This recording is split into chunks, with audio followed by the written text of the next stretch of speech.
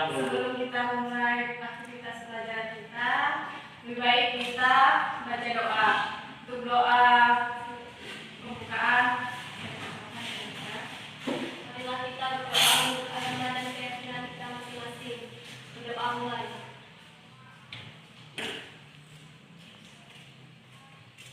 Berdoa selesai. Baiklah anak-anak, materi kita hari ini yaitu cerpen. Ada yang tahu cerpen itu apa? Tahu. Apa? Cerita pendek, Bu. Baik, benar. Ada yang lain? Nada, Bu.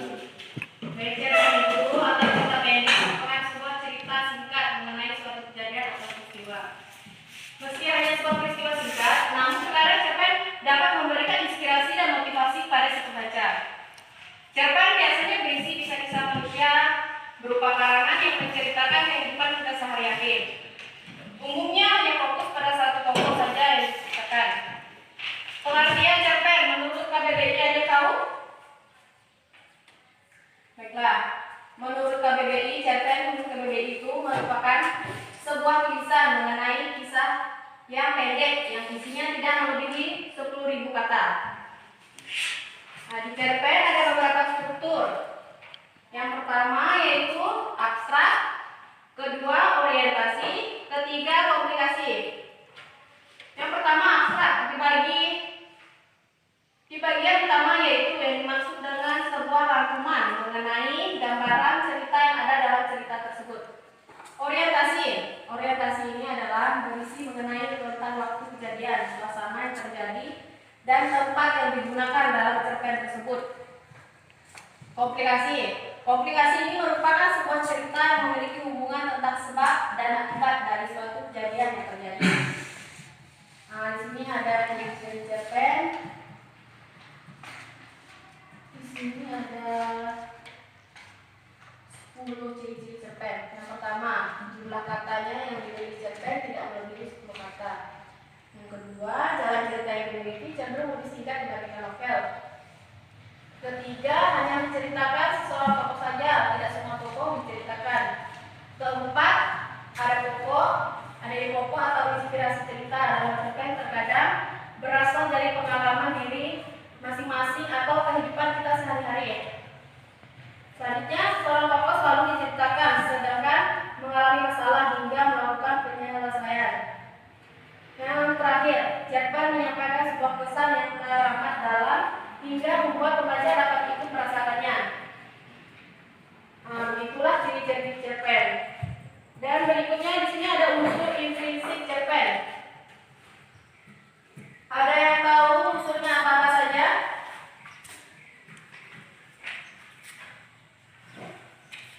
Baiklah, unsur-unsur intrinsik pada cerpen itu ada tema, setting, alur, tokoh, dan sudut pandang. Ada yang tahu tema itu apa? Tahu, Bu. Apa itu? Judul, Bu. Baik, nah. Setting.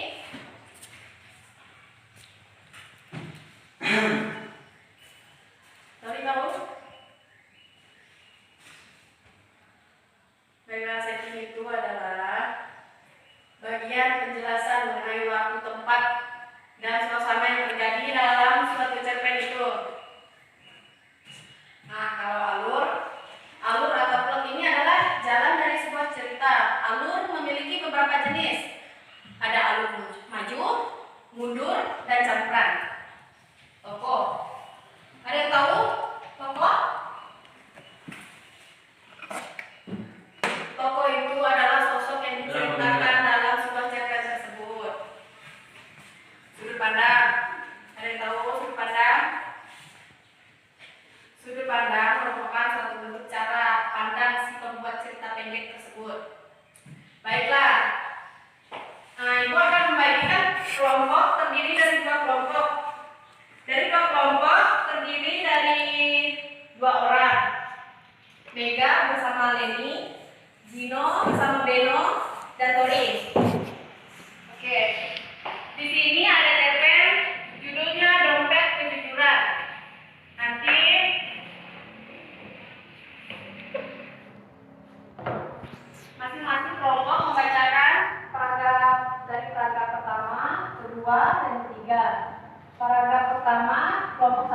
kelompok Mega ya. Kelompok kedua dari kelompok Beno. Dan paragraf ketiga dilanjutkan lagi. Kelompok 2. Percakapannya dibacakan oleh Natalia Reni dengan Dino. Dan nanti dimintakan contoh unsur implisit yang ada di dalam cerpen tersebut. Nanti masing-masing kelompok dimintakan menjelaskan unsur implisit yang ada di dalam cerpen tersebut. Paham? Ya Bu, kamu. Baiklah. Mega bacakan paragraf pertama dari cerpen Dompet Kejujuran. Baik, Bu. Dompet kejujuran. Sudah beberapa bulan aku menunggu panggilan kerja. Rasanya hatiku pilu bingung tanpa arah. Kerjaanku hanya luntang-lantung di rumah. Aku bingung harus ngapain. Ingin usaha tapi tak punya modal. Suatu pagi, aku niatkan untuk bertemu teman-temanku. Sekedar berbagi tentang masalahku ini. Lanjut paragraf kedua, Beno. Saat jalan menuju rumah temanku, di samping jalan sedikit ujung dari trotoar, aku melihat sebuah dompet berwarna hitam. Sebelah kiri dompet itu dibuka dan terlihat isinya KTP, SIM A, beberapa surat penting, tabungan yang isinya fantastis, dan sebuah kartu kredit. Dalam pikiranku muncul suara agar aku menggunakan isi dalam dompet itu. Lanjut paragraf 3, sorry.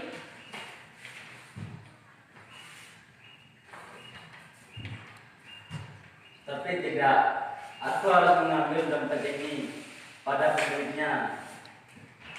Tak selengkap beberapa lama setelah aku pulang dari rumah temanku, ku kembalikan dompet itu. Bermodalkan alamat KTP, aku menemukan rumahnya di perumahan yang dekat dengan hotel Grand Royal. Ku pencet dan kemudian dibuka oleh tukang kebun yang bekerja di rumah itu. Permisi Pak, benarkah ini alamat Pak Budi? Ya benar. Anda siapa ya? Saya Adi, ingin bertemu dengan Pak Budi, ada urusan penting. Baiklah, silakan masuk. Kebetulan Pak Budi ada di dalam.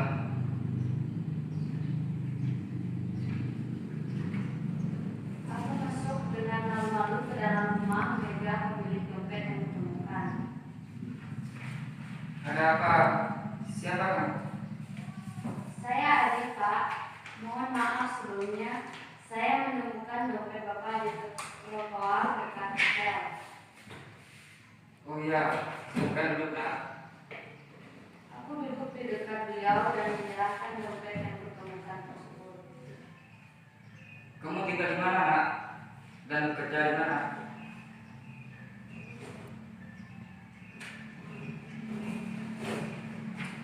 Di komplek asli Cempaka Pak.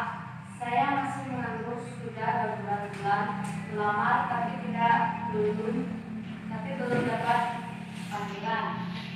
Kamu sarjana apa? Ekonomi manajemen Pak. Oke, baiklah. Nah, di perusahaan Bapak sedang membutuhkan staf administrasi. Barangkali jika kamu tertarik, bisa ke kantor saya besok pagi jam 9. Ini kartu nama saya. Sungguh Pak. Iya, Nak. Saya membutuhkan karyawan yang penuh dedikasi dan jujur. Terima kasih banyak Pak. Karena aku tidak percaya ini seperti keajaiban. Tema. Ada yang tahu tema itu apa? Tema itu adalah kejujuran yang menemukan dompetmu. Tadi tema dari cerpen tersebut ya. Yang Ibu tanyakan pengertian dari tema tersebut apa? Gino, tahu tema itu apa? Tahu, Apa? judul Bu. Di penokohan. Selanjutnya unsur intrinsik penokohan. Penokohan itu apa? Ya. Baiklah. Dari unsur intrinsik pada cerpen Dompet Kejujuran, ada yang tahu temanya apa? Mega, tema dari Dompet Kejujuran apa?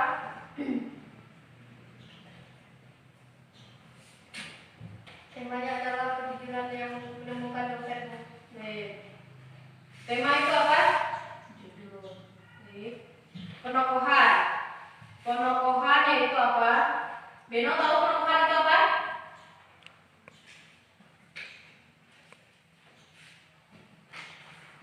Baiklah. Jika tidak tahu penokohan itu apa, penokohan itu karakter dari tokoh tersebut. Nah, di sini ada beberapa karakter, ada karakter baik, buruk, dan netral. Dari cerpen dompet kejujuran itu ada dua tokoh, ada siapa-siapa saja? Adi dan Pak Budi. Baik. Adi memiliki sifat yang seperti apa? Jujur. Pak Budi? Baik. Nah, kemudian alur yang digunakan dari cerpen ini alur apa? Alur maju. Kemudian latar di sini ada latar tempat, waktu, dan suasana. Latar tempatnya di mana? Trotoar depan hotel Grand Royal Pak Budi. Waktunya? Pagi hari. Suasana? Sedih dan bahagia. Sudut pandang yang digunakan? Orang pertama. Nah, Ibu akan memberikan waktu sebentar untuk kalian mencari amanat dari cerpen tersebut. Masing-masing harus berbeda ya amanatnya. Bu. Dimulai dari sekarang.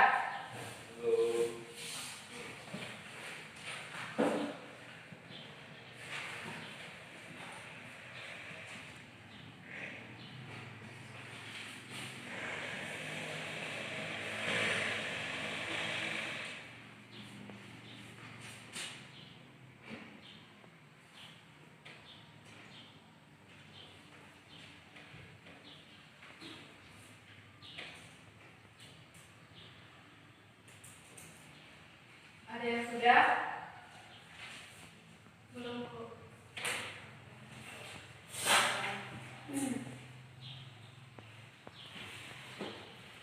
Ada yang tahu pengertian cerpen menurut KBBI?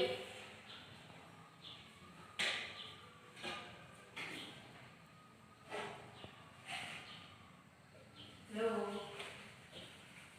Dino? Belum tahu.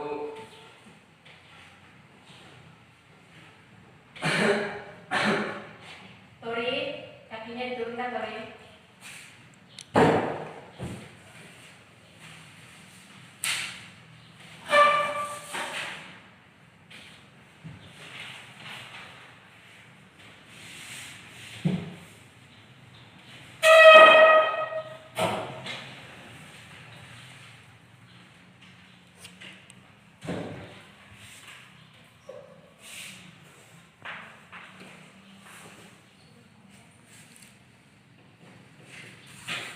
Baiklah, Ibu akan menjelaskan kembali.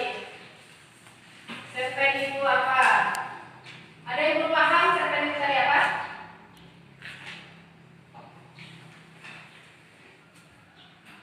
Cerpen itu apa? Cerpen menurut KBBI ya Bu. Ya. Cerpen pengertian cerpen menurut kamus KBBI Bahasa Indonesia adalah kisah pendek kurang dari 1000 kata kurang dari 10.000 kata yang memberikan kesan tunggal yang menggusar dan memusatkan diri pada tokoh dalam satu situasi seketika. Nah, itu tadi pengertian cerpen menurut KBBI, yaitu cerpen merupakan sebuah tulisan mengenai kisah cerita pendek yang isinya tidak melebihi 10.000 kata. Dia lebih sedikit dari novel ya. Selanjutnya, apakah sudah amanatnya? Jauh. Ya Beno? Kejujuran merupakan satu sikap yang mulia dan penting untuk dimiliki oleh setiap orang. Nah, selanjutnya, Dino, amanatnya kamu sudah? Belum, Bu. Natalia Lady sudah? Jujur merupakan suatu tindakan yang mulia dan ikhlas. Maka dari itu bersikaplah jujur pada siapapun agar kita selalu disukai oleh banyak orang.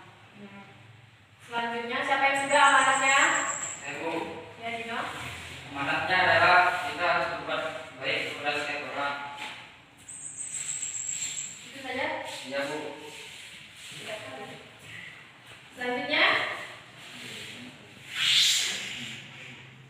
Mega, amanatnya sudah. Belum, Bu. Norin, apakah sudah? Ya, Bu. Ya. Kejujuran adalah sifat yang baik yang harus kita patuh dan terhadap dalam kehidupan kita. Terapkan dalam kehidupan kita. Sudah. Ya. Selanjutnya, Mega belum. Jujur baik hati dan dapat dipercaya memiliki sifat yang ramah dan rendah hati. Selanjutnya.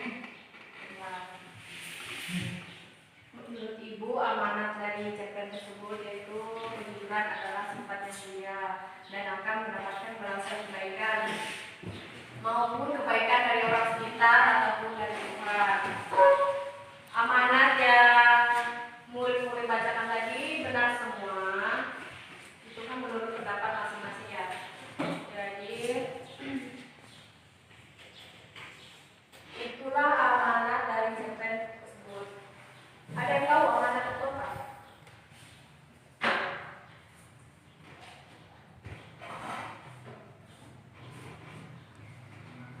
Amanat, ada yang tahu amanat itu apa? Tadi kan kita langsung ke amanatnya. Kita tidak tahu kan amanat itu apa.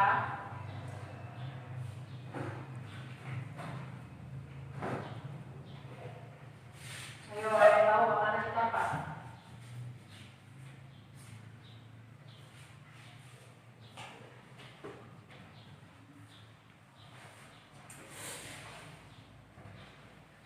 Ada yang tahu? Siapa? Ya, Mega. Amanat adalah pesan moral yang ingin disampaikan penulis kepada pembaca berupa nilai-nilai luhur yang dapat dijadikan contoh atau teladan. Penyampaian pesan selalu didasarkan tema dan tujuan yang telah ditetapkan penulis pada saat menyusun rancangan cerita. Benar, amanat itu ini adalah pesan moral yang terdapat dari cerpen tersebut ya. Kemudian tadi tema, alur, tokoh, sudut pandang, amanat sudah semua ya. Kemudian apakah sudah jelas semuanya? Apakah sudah mengerti? Jika tidak,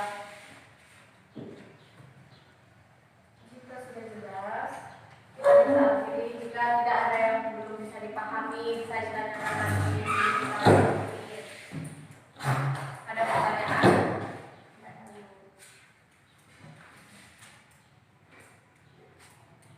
Yang lain tidak ada pertanyaan? Ada, Bu. Apa semua ya? Ya, Bu. Ya, Bu.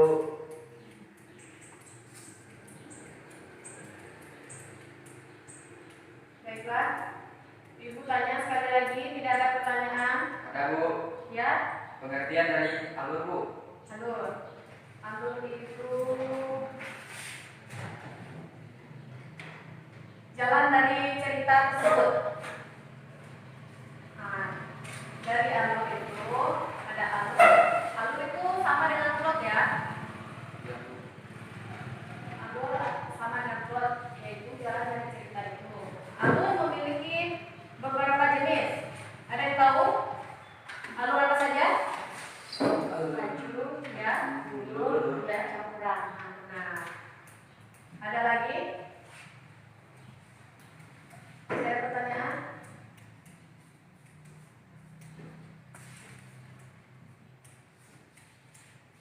Ada yang tahu sudut pandang itu apa? Enggak. Sudut pandang itu merupakan suatu bentuk cara pandang si pembuat cerita tersebut atau si pengarang dalam cerpen itu. Paham? Bu. Baiklah. Masih ada pertanyaan? Bagaimana? Masih ada pertanyaan?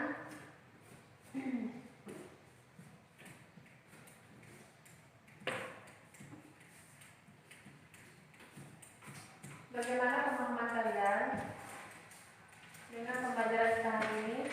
Sudah jelas, Bu. Baiklah, sudah jelas.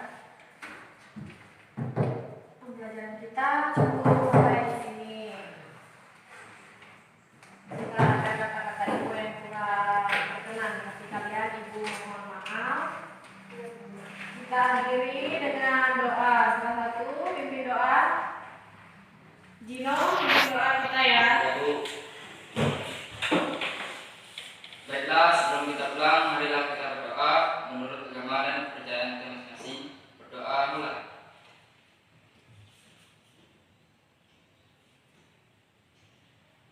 Berdoa selesai. Baiklah, sekian dulu ya.